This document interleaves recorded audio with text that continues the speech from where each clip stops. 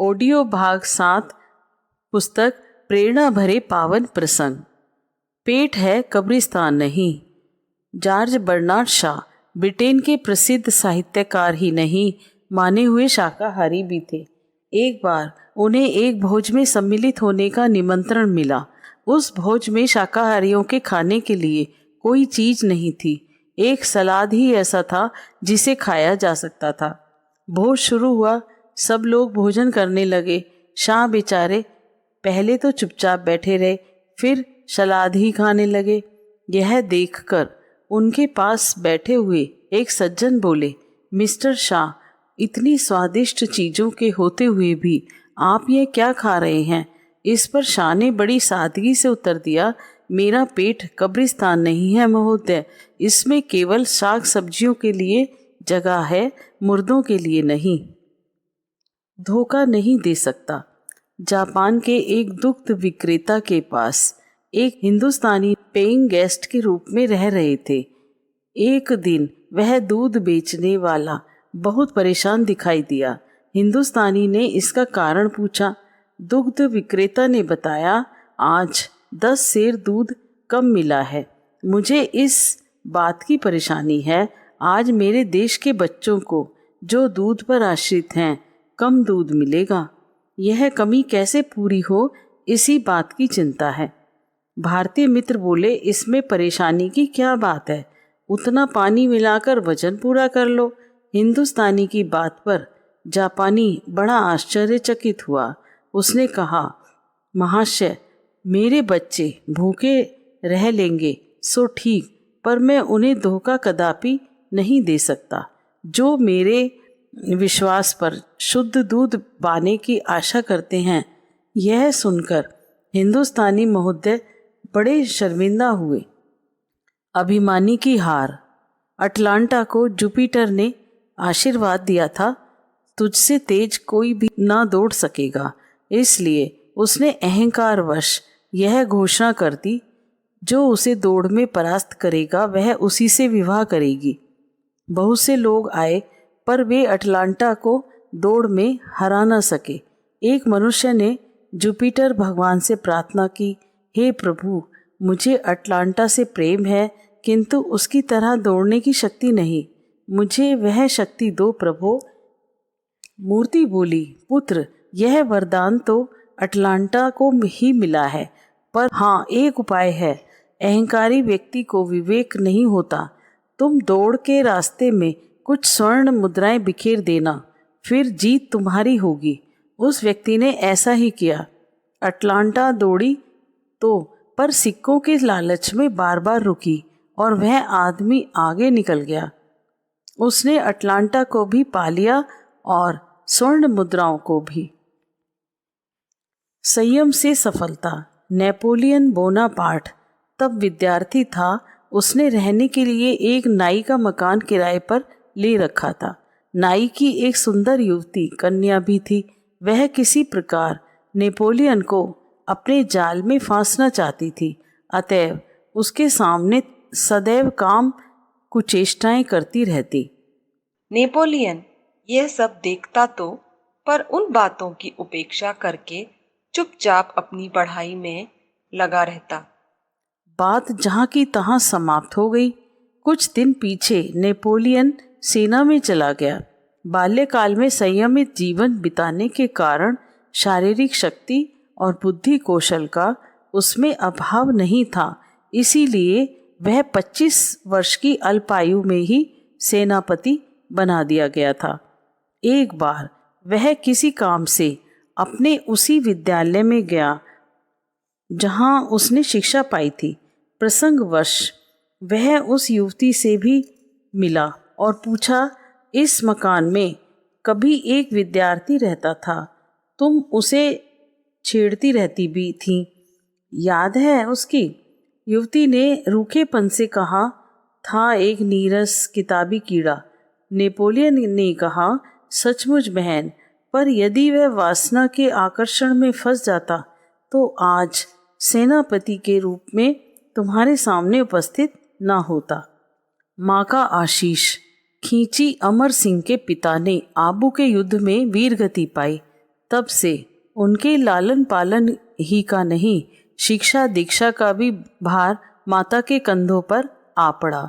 माँ ने उसे शिक्षा दिलाई और उन कठोर परिस्थितियों की दीक्षा भी जिन पर धैर्यपूर्वक स्थिर रहकर लोगों के व्यक्तित्व महान बनते हैं। शिक्षा समाप्त कर अमर सिंह माँ से आशीर्वाद लेने गए। उन्हें आशा थी कि माँ अब उसे सद्गृहस्थ के रूप में बांधकर हास विलास का जीवन जीने की आज्ञा देगी।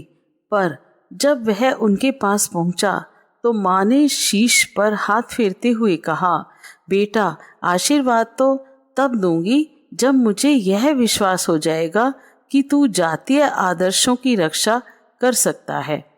इससे आगे कुछ कहने की आवश्यकता नहीं पड़ी। अमर सिंह देश को स्वतंत्र कराने में जुट गए और 1857 में एक शहीद के रूप में सदैव के लिए अमर हो गए। शराब भी नहीं, दावत भी नहीं। विट्ठल भाई पटेल उन दिनों बम्बई कॉरपोरेशन के अध्यक्ष थे। लॉर्ड रीडिंग बम्बई आने वाले थे। उनके स्वागत के लिए कॉरपोरेशन की ओर से एक समारोह आयोजित करने का निश्चय किया गया। कॉरपोरेशन में बहुमत तो कांग्रेस का था नहीं, अतः मतों के आधार पर किसी बात को मनवाना कठिन था। उस निश्चय के आधार पर समारोह में अध्यक्ष को भी उपस्थित होना था। विट्ठल भाई इसके लिए राजी ना थे, अतः उन्होंने अध्यक्ष पद से त्यागपत्र दे दिया। उन दिनों यह परंपरा थी कि प्रति वर्ष अध्यक्ष गवर्नर को दावत देता था। दावत में हजारों रुपए खर्च होते थे और शराब पानी की तरह बहती थी। विट्ठल भाई तो ट्राम में सफ़र करने वाले अध्यक्ष थे। उनके पास इतना धन कहाँ से आता। उन्होंने यह प्रस्ताव पास कर दिया कि दावत में शराब नहीं चलेगी। उसका परिणाम यह हुआ कि दावत में शराब नहीं तो दावत भी नहीं, और यह रिवाज उन्होंने ऐसा मिटाया कि आज तक फिर से शुरू ही ना हो पाया। प्रसन्नता का रहस्य। स्वतंत्रता मिलने के बाद देश में सांप्रदायिक दंगों की हवा चल पड़ी थी। एक दिन शाम को किसी कार्यकर्ता ने आकर गांधी जी को कोई दर्दनाक बात बताई। अब तो उन्हें बहुत दुख हुआ। वे बोले, इस तरह इन घटनाओं का अंत होने वाला नहीं है। अब मुझे उपवास रखना ही पड़ेगा। और दूसरे ही दिन से गांधी जी ने उपवास व्रत ले लिया। अगले दिन शाम को कुछ कार्यकर्ता गांधी जी से भेंट करने गए तो उन्होंने गांधी जी को बहुत ही प्रसन्न पाया। वे सोच रहे थे कि जब व्रत शुरू किया है तब तो इन्हें कुछ उदास होना चाहिए था। आखिर वे पूछ ही बैठे, गांधी जी, आज आप इतने प्रसन्न क्यों नजर आ रहे हैं? गांधी जी ने प्रसन्नतापूर्वक उत्तर दिया, कल तक मैं अन्याय की बात सुनता था और चुप हो जाता था, पर आज से अन्याय का विरोध करने की शक्ति भी मुझ में आ गई है और अब मैंने अन्याय का सामना करने का संकल्प भी कर लिया है। मेरे लिए इससे अधिक प्रसन्नता की बात और क्या हो सकती है? अतिथि खाली हाथ ना जाए। लगभग 50 साल पहले की घटना है। अफ्रीका में एक खोजा परिवार रहता था, अत्यधिक समृद्ध एवं उदार। दरवाजे से कोई याचक कभी खाली हाथ नहीं लौटा। समय बदला, व्यवसाय घाटे में जाने लगा। नौकर मुनीम आदि कर्मचारियों को हटाया गया। उन पर तमाम कर्ज हो गया था। अतः पत्नी के आभूषण बेचकर सारा हिसाब साफ किया। ऐसी दयनीय स्थिति उस पर सेठ जी बीमार पड़ गए और असाध्य बीमार। रही सही रकम डॉक्टरों की जेब में चली गई। अब तो वह एक एक पैसे के लिए परेशान रहने लगे। फिर भी एक पुराना मुनीम बिना वेतन के उनके यहाँ सेवा भाव से कार्य करता रहा था। उसी नगर में एक भारतीय ब्राह्मण भी रहता था। उसके पास स्वदेश लौटने के लिए जहाज का किराया तक न था। उसने इधर उधर मांगने की कोशिश करी, पर अपरिचित व्यक्ति पर कौन विश्वास करे कि यह हजारों मील दूर अपने घर जाकर बेच ही देगा। लोगों ने उसे खोजा, परिवार के घर की राह बता दी। ब्राह्मण सेठ जी को अपनी सारी स्थिति बताते हुए 250 रुपए की मांग की। आज न उसके पास इतना धन था और न कोई कीमती वस्तु ही जिसे बेचकर आए हुए ब्राह्मण देवता की इच्छा पूर्ण कर सकें। उनकी पत्नी सामने ही खड़ी थी। उनके शरीर पर एक दृष्टि डालते हुए सोचने लगे कि सारे जेवर तो कर्ज चुकाने में बिक चुके हैं, अब रखा ही क्या है। उन्होंने अपनी पत्नी से कहा, फातिमा, तुम जानती ही हो कि थोड़े दिनों का ही मैं मेहमान हूँ। मेरे मरने के बाद तुम्हें अपनी नाक की हीरे की लौंग निकालनी ही पड़ेगी। यदि उसे कुछ दिन पूर्व ही निकाल लो तो मेरी इच्छा भी पूर्ण हो जाएगी और अतिथि को खाली हाथ विदा भी न करना पड़ेगा। पत्नी ने बिना किसी आनाकानी के यह लौंग निकालकर दे दी। मुनीम ने उसे बेचकर ब्राह्मण देवता के मार्ग व्यय का इंतजाम कर दिया। धीरज सफलता का कारण। अल्फ्रेड और एंटोनी दो भाई पिता की मृत्यु के बाद अच्छी संपत्ति के अधिकारी बने, किंतु एकाएक आग लग जाने से उनकी सारी संपत्ति जलकर नष्ट हो गई। केवल 2 गायें बची। अल्फ्रेड इस घटना से भविष्य के प्रति इतना चिंतातुर हो उठा कि अगले ही वर्ष उसकी मृत्यु हो गई, जबकि छोटे भाई ने एक गाय से दूध का धंधा प्रारंभ किया और स्विट्जरलैंड का सबसे धनी फार्म मालिक बन गया। परोपकार कभी निष्फल नहीं जाता। उन दिनों रोम में दासों पर बड़े अत्याचार किए जाते थे। एंड्रोक्लीज नामक एक दास भी, जो अपने मालिक द्वारा बुरी तरह सताया जाता था, एक दिन अवसर पाकर रात में भाग निकला।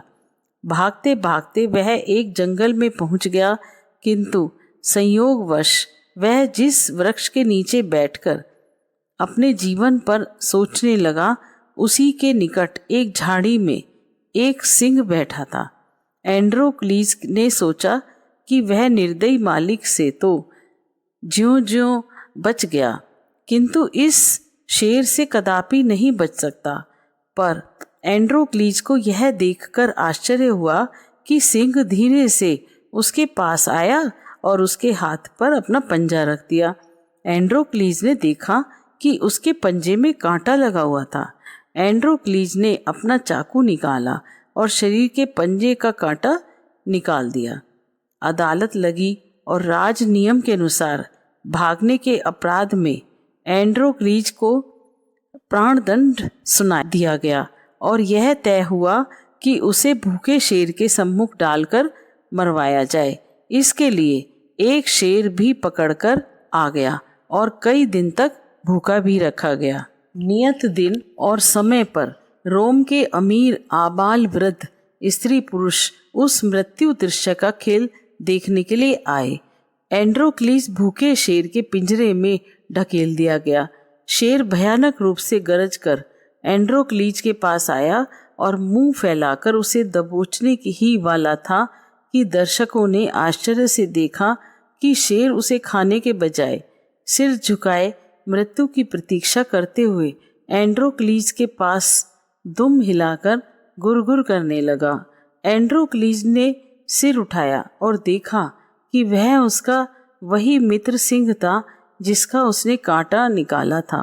अप्रत्याशित दृश्य देखकर न्यायाधीश ने कहा कि एंड्रोक्लीज भाग्यवान है, उसे सदा के लिए मुक्त कर दिया जाए। निश्चय ही परोपकार कभी निष्फल नहीं जाता। सद्ग्रंथों की रक्षा। यह वह समय था जब भारत के तत्व ज्ञान का आलोक विश्व के कोने कोने में फैला हुआ था। दूर देशों से यात्री आते और भारत से ज्ञान ले जाकर अपने देशवासियों को उसका मर्म समझाते।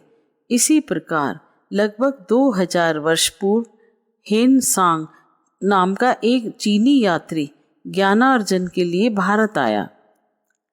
उसने अनेक विद्यापीठों और विश्वविद्यालयों में रहकर भारतीय दर्शन शास्त्र का अध्ययन किया।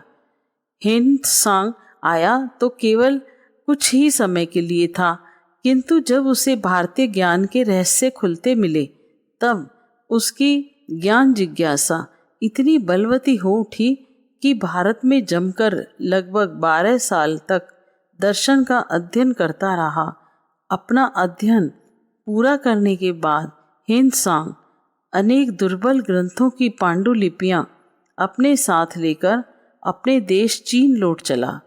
वह नाव द्वारा जल मार्ग से अपने देश चीन को वापस जा रहा था। लगभग आधी यात्रा के बाद तूफान आ गया। नाव में पानी भर गया और वह बोझिल होकर बैठने लगी। हिंदसांग के साथ वाले भारतीय छात्र उस आसन्न अंत के समय भी अधीर न होकर ज्ञान ग्रंथों तथा विद्वान अतिथि की रक्षा का उपाय सोचने लगे।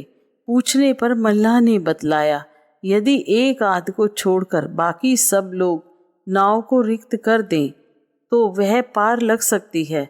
बस फिर क्या था, सारे छात्रों ने सिंधु के अथाह जल में कूदकर आत्म बलिदान कर दिया।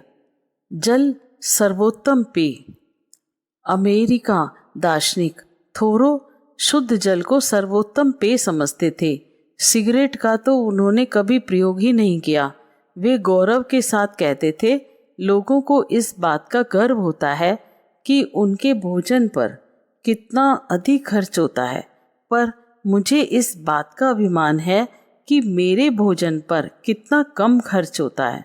इसीलिए थोरो ने कभी भी प्रीति भोजों में भाग नहीं लिया।